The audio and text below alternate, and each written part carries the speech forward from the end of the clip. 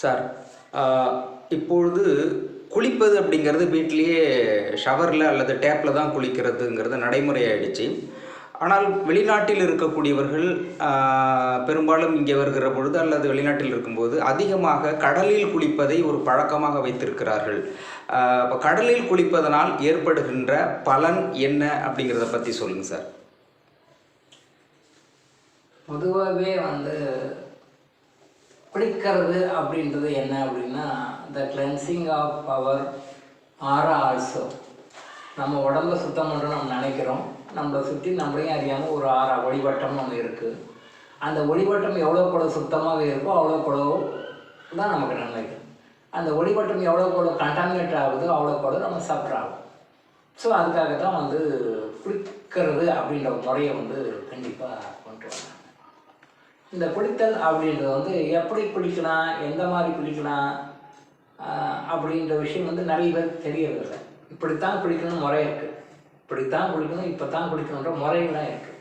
அந்த முறை யாரும் சொல்கிறதுக்கு யாரும் ஆள் இல்லை, யாரும் தெரிஞ்சுக்கிறதுக்கும் அவ்வளோ ஆர்வமாக இல்லை. எப்போ வேணாலும் குளிக்கிறாங்க, எந்த டைம் வேணாலும் குளிக்கிறாங்க.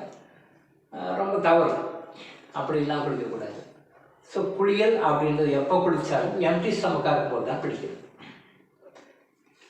வயிற்றில் சாப்பாடு உள்ளே இருக்கக்கூடாது. எப்போ எந்த குளியல் குளித்தாலுமே குளிக்கிறீங்க அப்படின்னா வயிறு காலியாக இருக்கும்.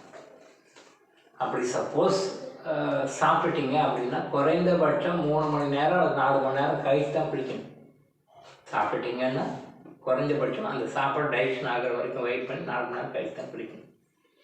சாப்பிட்டு முடிச்சுட்டு 1/2 மணி நேரம் குளிக்கக்கூடாது, தப்பு, குளிக்கக்கூடாது. ஆனால் என்ன பிரச்சனை வருது பின்னாடி பார்ப்போம். ஸோ இந்த குளித்தல் அப்படின்றது ஆற்றுக்குளியல், பாண்ட்ஸ், குளங்கள்லாம் இருக்கும், நீர்நிலைகள்லாம் இருக்கும், அங்கே குளிப்பாங்க. வீட்டில் குளிக்கிறது ஒரு குளியலுக்கும் ஒரு ஸ்பெஷல் பலன் இருக்குது. இப்போ எல்லாத்த விட பலன் குறைந்த குளியல் வீட்டு குளியல் தான். இப்போது வீட்டில் வேறு வழியில், இன்றைக்கி இருக்க சுச்சுவேஷனில் வேறு வழியில் வீட்டில் தான் குளிக்கணும். ஸோ அந்த வீட்டு குளியல் சாதாரணமானது. ஆற்றுக்குளியல் அப்படின்றது இன்றைக்கி ஆறுமே இல்லை, ஆற்று தண்ணியும் இல்லை. இதை விட சிறப்பானது ஆற்றுக்குளியல், அதை விட சிறப்பானது கடல் குளியல். ஆனால் கடலில் என்னென்னா எல்லா நாளும் குளிக்கக்கூடாது. இப்போ ஆற்றுல குளிக்கலாம், வீட்டில் குளிக்கலாம், எல்லா நாளும் குளிக்கலாம். பட்டு ஸ்பெசிஃபிக்காக கடலில் குளிக்கிறது அப்படின்றது ஸ்பெசிஃபிக்கான சில குறிப்பிட்ட நாட்களில் தான் குளிக்கணும். எல்லா நாளையும் 365 டேஸு 30 டேஸ் அந்த மந்த் அப்படிலாம் குளிக்கக்கூடாது. ஸ்பெசிஃபிக்காக அமாவாசை பௌர்ணமி நாள்களில் தான் குளிக்கணும். அமாவாசை நாளில் குளிக்கணும். மற்ற நாளில் குளிக்கிறது அவ்வளோ சிறப்பு இல்லை. பட் இருந்தாலும் ஸ்பெசிஃபிக்காக சொல்லணும்னா அமாவாசை பௌர்ணமி நாளில் குளிக்கலாம். இப்போ அந்த கடல் குளியலில் குளிக்கும்பொழுது என்னென்னா, கடல் உங்களுக்கு நல்லாவே தெரியும், கடலில் உப்பு ரொம்ப அதிகமாக இருக்கும். While comparing with other waters, அந்த வாட்டர் ரொம்ப சால்ட்டியாக இருக்கும். அந்த கடல் நீரில் இருக்கிற அந்த உப்பு நம்மளுடைய ஆறாவை தூய்மைப்படுத்துது. கிளென்சிங் ஆஃப் அவர் ஆறா. அப்போது எவ்வளோக்குள்ள ஆறாவை க்ளீன் பண்ணி வச்சுக்கிறோமோ அவ்வளோக்குள்ள நம்ம ஹாப்பியாக இருப்போம், நல்ல விஷயங்கள் நமக்கு நடக்கும்னு சொல்லியிருக்கேன். இந்த ஆறாவை பீரியாடிக்கலாக ஒன்ஸ் க்ளீன் பண்ணுறதுக்காக தான் கடலுக்கு போய் கடல் குளியல் குளிக்கலாம். அப்போ கடல் குளியல் குளிக்கும்பொழுது தலை ஃபுல்லாக முழுகிற மாதிரி குளிக்கணும்.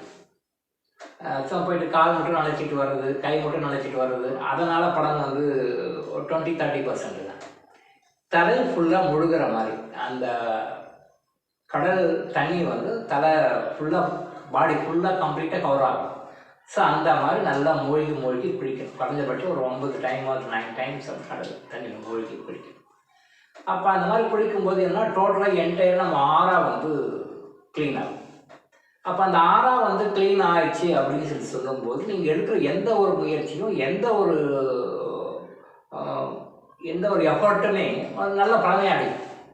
ஈவன் பேஷண்ட்ஸாக இருக்கிறவங்க கூட அந்த தண்ணியில் குளிக்கலாம். எப்படின்னா அவங்க போயிட்டு கடலில் குளிக்க முடியாது, பட் அவங்களோட குழந்தைக்கார சீஷோர் கடலில் வச்சுட்டு அந்த தண்ணியை கொண்டு வந்து மேலே ஊற்றி கிளென்சிங் பண்ணிவிட்டு அவங்க ட்ரீட்மெண்ட் எடுத்திங்கன்னா அவங்களுக்கு ரெக்கவர் குயிக்காக முடியாத நோயாளிகள் இந்த கடல் தண்ணியில் நல்லா குளித்தாங்க அப்படின்னு சொன்னால், வீக்லி ஒன்ஸ் மந்த்லி ஒன்ஸ் அந்த மாதிரி குளித்தாங்க அப்படின்னு சொன்னால் அவங்களுடைய நோய்கள் சீக்கிரம் குணமாகும். அவங்க சாப்பிட்ற மருந்து நல்லா வேலை செய்யும். ஸோ கடல் குளியல் வந்து ரொம்ப நல்ல விஷயம். பட் அந்த கடல் குளியலை வந்து எம்டி ஸ்டமக்காக இருக்கும்போது குளிக்கணும். அதே மாதிரி வந்து அந்த கடல் குளியல் வந்து குறிப்பிட்ட நாளில், அமாவாசை நாளில் வேவ்ஸ் அதிகமாக இருக்கும், பௌர்ணமி நாளில் வேவ்ஸ் அதிகமாக இருக்கும். ரொம்ப கேர்ஃபுல்லாக இருந்து ஜாக்கிரதையாக தான் அந்த நாளில் குளித்தாங்கன்னா பணம் வந்து மற்ற நாளோட அதிகமாக இருக்கும். ஸோ இந்த கடல் குளியல் வந்து ரெகுலராக மந்த்லி ஒன்ஸ் மாதிரி குறைஞ்சபட்சம் ஒரு அமாவாசை அன்னைக்காவது, பௌர்ணமி அன்னைக்காவது இந்த மாதிரி நாளில் வச்சுட்டு வந்தாங்கன்னா not only for disease oriented people, பொதுவாகவே மனிதனுடைய வாழ்க்கையில் நல்ல நன்மைகளை கொடுக்கும். அது என்ன பண்ணுது, நம்ம ஆறாவில் நம்ம உடம்புல இருக்க நெகட்டிவ் எனர்ஜி ரிமூவ் பண்ணி கொண்டு போகும். அதனால தான் கடவுள் வந்து பூமியில் கடலினுடைய பரப்பு வந்து அதிகமாக கொடுத்துருக்காரு. இந்த பூமியில் இருக்கிற மக்களுடைய நெகட்டிவ் எனர்ஜி அப்சர்வ் பண்ணுறதுக்காக கடலினுடைய விகிதம் வந்து அதிகமாக இருக்குது. அது 3 பங்காக இருக்குது, நம்ம 1 பங்காக இருக்கும். கடவுள் ஏன் கடலை வந்து அதிக அளவு படைத்தான்ற காரணம் என்னென்னா, இந்த பூமியினுடைய நெகட்டிவ் எனர்ஜி அட்வான்டேஜ் அப்சர்வ் பண்ணி நியூட்ரலைஸ் பண்ணுறது கடல். அதுக்காக தான் கடலுடைய பற்றி அதிகமாக படைத்திருக்கின்றது. ஸோ கடல் குளியல் குறித்த நாட்டு இளங்கோ ஆயுசு வழங்கும் விழிப்புணர்வு இது.